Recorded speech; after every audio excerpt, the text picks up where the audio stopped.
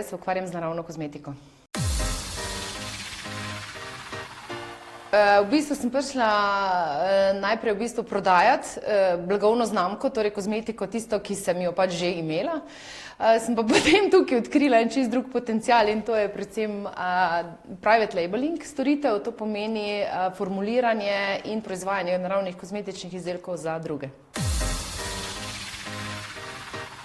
Zdaj, takoj na začetku je bila v bistvu taka super skupina, da smo se zelo hitro punce ujele. Zelo hitro se mi zdi, da smo se slišale drugo, kaj v bistvu kdo počne in punce so me zelo hitro tudi poiskale, da delam nekaj, kar bi same rabile.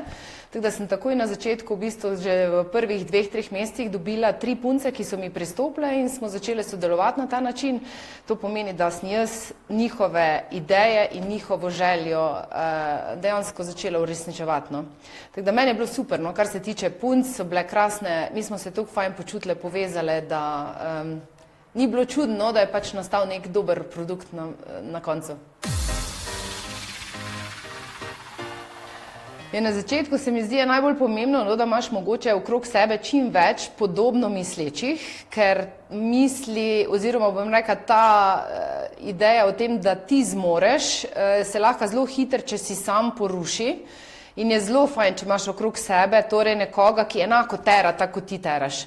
In se mi zdi, da je to en zelo pomemben vidik, to pomeni na začetku podjetništva, torej najdite eno skupino, ki je supportive, to pomeni, da ti resnično stoji ob strani, da se lahko iskreno pogovarjaš o vsem, kar se ti dogaja, kar čutiš, kar misliš, čeprav mogoče niso ravno z tvojega področja. To se mi zdi prva stvar.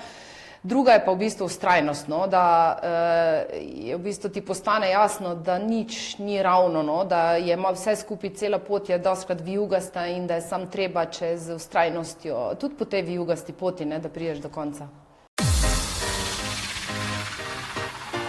Veselje, povezanost, pa women power. Čez 1 leto ga vidim v precej večjih evropskih državah, to pomeni bolj international, to pomeni, da brand postaja vedno bolj mednarodno priznan. Čez 5 let bo to ena velika kozmetična hiša, ki bo znana po tem, da dejansko dela stvari, ki delujejo.